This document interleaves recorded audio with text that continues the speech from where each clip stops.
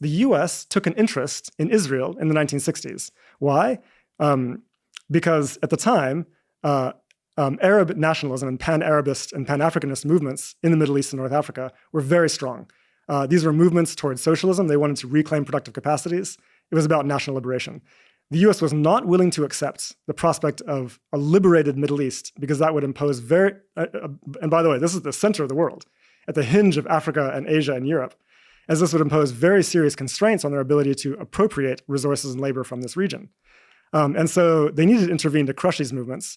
And Israel was a crucial attack dog in doing so, right? The US armed them to the teeth, and they were sent after liberation movement leaders.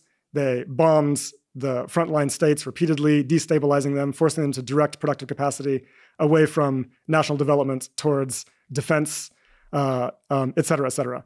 Israel has been crucial to US imperial strategy in the region for the past 50, 60 years.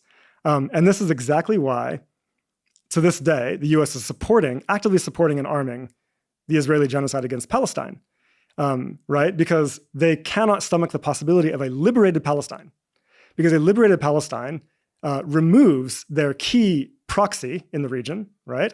And opens up the door to liberation movements across the rest of the Middle East. And that is highly antithetical to the interests of Western capital accumulation. And it's very clear that they are willing to go to extraordinary extents to prevent that occurring, to the point of debasing their own claims about human rights and international law, et cetera, completely flattening an entire society, extraordinary displays of hypocrisy against massive popular opposition.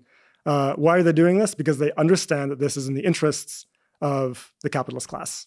I think that's the key here. People will fall back on arguments about, it's the power of AIPAC in US elections and so on, which is that's true, that's a real force. But I would go further. It's not just AIPAC. I think large parts of the US state have been infiltrated by Israel. I think that's pretty obvious. I think the same is true in this country as well. I agree with you, though. That's only one variable next to a much bigger one, which is US empire.